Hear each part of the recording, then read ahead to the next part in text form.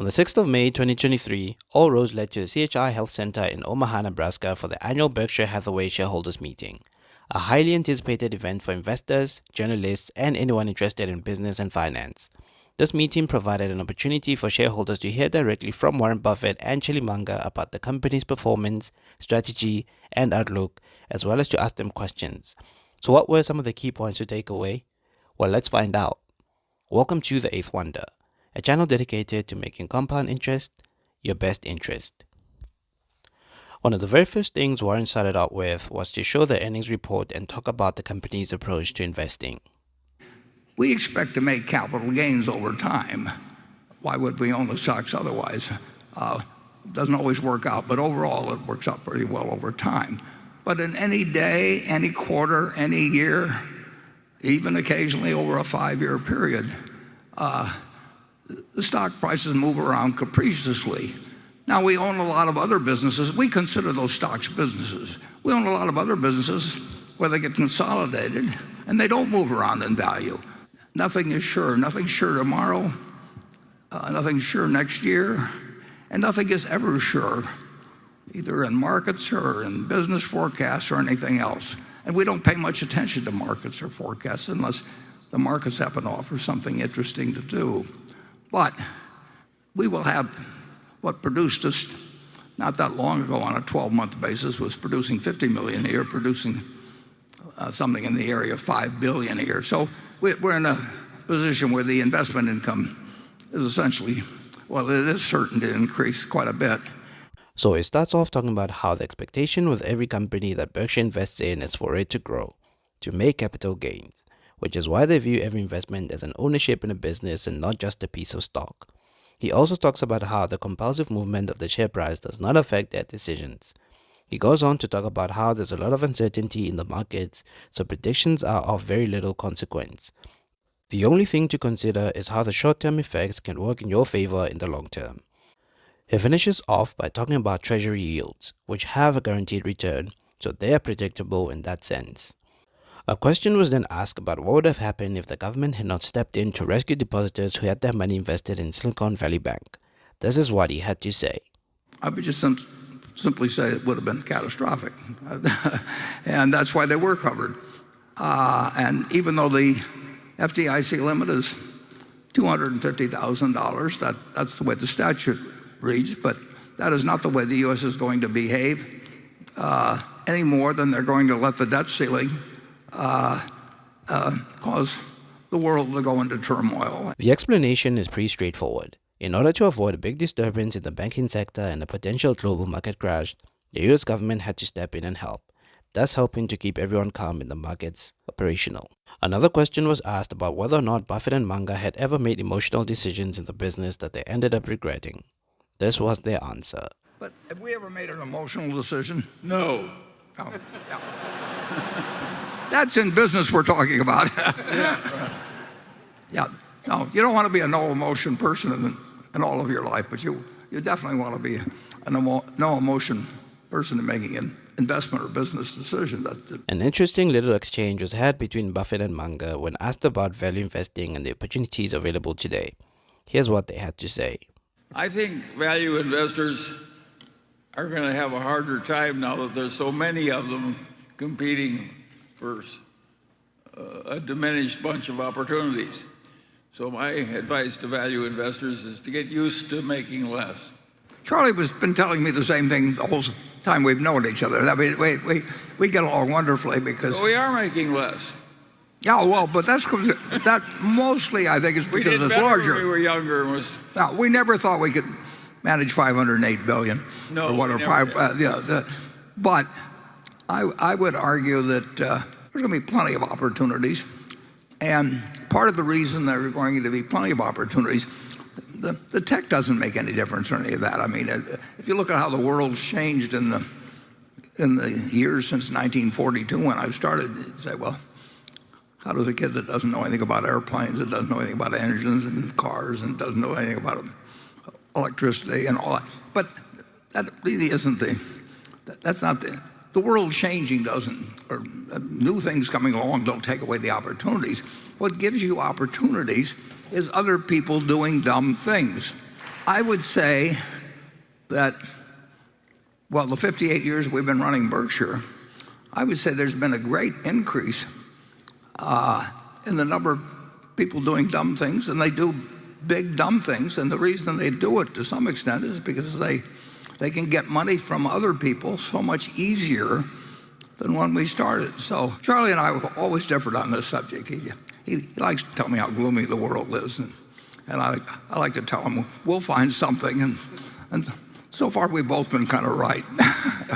The world is overwhelmingly short-term focused. And if you go to an investor relations call, they're all trying to figure out how to fill out a sheet to show the earnings for the year. And the management is interested in feeding them expectations that will slightly be beaten. I mean, that is a world that's made to order for anybody that's trying to think about what you do that should work over 5 or 10 or 20 years. I would love to be born today and go out with not too much money and hopefully turn it into a lot of money. And Charlie would too, actually. He just like he would find something to do, I will just guarantee you. And it wouldn't be exactly the same as before, but he would have a big pile. I would not like the thrill of losing my big pile into a small pile. Well, I like my big pile just the way it is. Well, we agree on that, incidentally. Okay. Yes, we do. You're one of the most extreme lovers of the big pile.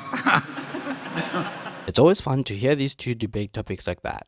This just goes to show that as much as they always talk about thinking alike, they are at the end of the day different people, so they will often see things from different perspectives.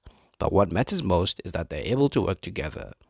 So value investing is not dead, and depending on who you listen to, there are a lot of opportunities to be seized. You just have to go out there and make it happen. Buffett went on to talk about how a lot of today's investors are too focused on the short term and they miss out on the opportunities that are more long term. He even remarked that if he were born in today's world, he would make a lot of money with the knowledge that he has starting out with a small sum of money. This can be a great lesson for today's investors on a good approach to take. Now, with Warren and Charlie getting old, the inevitable was brought up.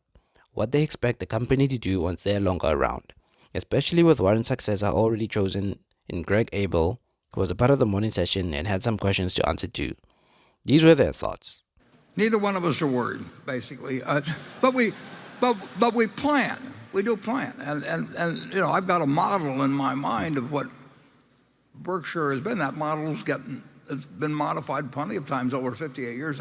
The one thing I knew initially or very quickly, was it shouldn't be a textile company. That was an important decision. And we've just played the hand as it come along, and we made a few really good decisions, and we'll never make a decision that kills us. The only things that are a threat to the planet, we don't have any answer for those. But we keep ourselves in better shape than anybody else. And we just aren't going to have big maturities of debt that come along. We aren't going to have insurance policies that can be cashed in en masse, and we will sit with what looks like a huge amount of capital, and it is a huge amount of capital, but there's a huge amount of earning power, there's a huge amount of diversity, everything. So our business model will be graded, and it'll be graded against a whole lot of people that we'd like to be graded against. So I think we're handing something very secure over to the future, and I think we've got the shareholder base like nobody has. I mean, there isn't anybody in the country that I know of, unless they've had an employee-owned company prior to going public or something of the sort. But this is the product of 58 years of regarding the shareholder as the owner of the company. We feel no pressure from Wall Street. We don't have investor calls. We don't have to make promises. We get a chance to make our own mistakes and occasionally find something that works well. But we recognize that the people in this room and people like them are the ones that we're working for, and we're not working for a bunch of people that care about whether we meet the quarter estimate or anything. So we have a freedom that we get to use, and we're interested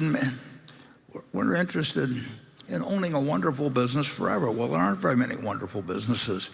Warren here essentially speaks of the building blocks that made the business what it is today and how the plan is to continue in that path even when leadership changes. The key to this is that the influence will stay the same. The business will be focused on the investors and not outside noise.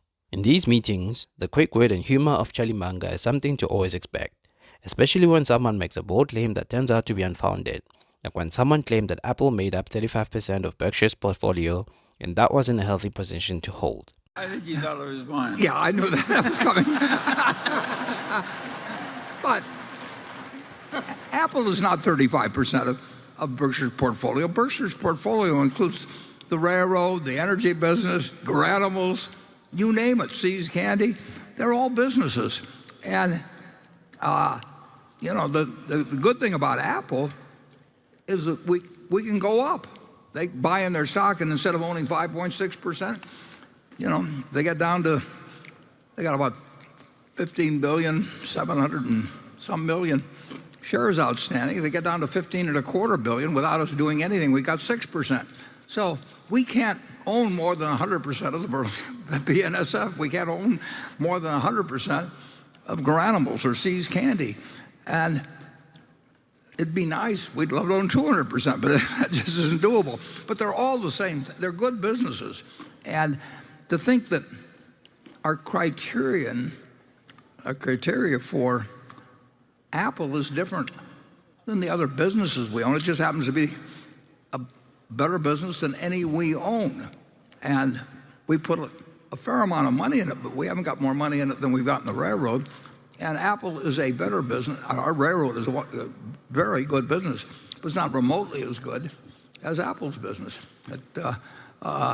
Apple, has a position with consumers where they're paying, maybe they pay $1,500 or whatever it may be for a phone, and these same people pay $35,000 for having a second car. And if they had to give up a second car or give up their iPhone, they'd give up their second car. I mean, it's an extraordinary product. We don't have anything like that we own 100% of, but we're very, very, very happy to have 5.6 or whatever it may be percent, and we're delighted every 0.1% that goes up. It's like adding $100 million to our earnings. I mean, our share of the earnings, and they use the earnings to buy out our partners. One of the inane things that's taught in modern university education is that a vast diversification is absolutely mandatory in investing in common stocks. That is an insane idea. It's not that easy to have a vast plethora of good opportunities that are easily identified. And if you've only got 3, I'd rather be in my best ideas instead of my worst. And now, some people can't tell their best ideas from their worst, and in the act of deciding that an investment already is good, they get to thinking it's better than it is. I think we make fewer mistakes like that than other people, and that is a blessing to us. If you know the edge of your own ability pretty well, you should ignore most of the notions of our experts about what I call diversification of portfolios. So Warren explains that Apple does not make 35% of the entire business portfolio, but only in equities from companies that they do not own 100% of. Despite Warren avoiding tech stocks due to him feeling like he doesn't understand them enough, he knows that Apple is one that is superior and that he understands the way consumers behave towards his products. And that's why they own Apple. Charlie had a bit to say about diversification, that it has to be done right. When a company in your portfolio is proven to be the best performing one, then it doesn't make sense to not focus more on it. He warned about over-diversification, which he referred to as diversification. Now, if you follow Berkshire's quarterly filings, then you'll probably be aware of how they bought TSMC a while ago and recently sold off a big portion of it. Here's Warren explaining why such was the case. Taiwan Semiconductor is one of the best managed companies and important companies in the world. And There is not, and I think you'll be able to say the same thing 5 or 10 or 20 years from now. I don't like its location, and I've reevaluated that. Marvelous people and marvelous competitive position and everything. I'd rather find it in the United States. I feel better about the capital that we've got deployed in Japan than in Taiwan. If you're not familiar with TSMC, they are the largest semiconductor company in the world. They are responsible for 58.8% of the world's microchips, which run most of the technology that we use, including the device from which you are watching this video. It seems like Buffett is concerned with all the geopolitical issues that have been going on between Taiwan and China, and felt like if anything happened, it would affect the investment, which is not good for business, which is why he wants to invest in either Japan or the United States. Concerning stock buybacks, a topic which Warren had stressed a lot lately, this is what he had to say. Then if you got ample capital and you don't see that you're going to use it all, and your stock is attractive and it enhances the intrinsic value for the remaining shareholders, it's a no-brainer. And if it's above the price of intrinsic value, it's a no-brainer that you don't even listen to anybody, no matter what investment banker comes in and tells you, here's how to do a repurchase program. And finally, he talked about the vision for Berkshire going forward. Now, our vision for Berkshire is exactly what we said today. We want it to be a company that is owned by its shareholders and behaves in a way that society is happy that it exists and not unhappy. And we will have unlimited capital. We'll get lots of talent. And we've got a base that can't be beat. And there's no reason why it can't be perpetuated, just like Ben's book, and maybe be an example to other people. And if so, we'll be very happy. The goal is to make Berkshire a strong company with a good competitive advantage that many can always look up to. So much wisdom shared by Buffett and Munger in these meetings, and I had to cram almost 3 hours into this video, which only covered the morning session of the meeting. Stay tuned for part 2, where I will be breaking down the afternoon session, because there will be a lot more to learn from these great men. What were your favorite parts of this meeting? What did you think of Berkshire as a company and how Buffett and Munger have managed it? Comment below and let me know. I always appreciate hearing from you guys. I hope that you found value in this video.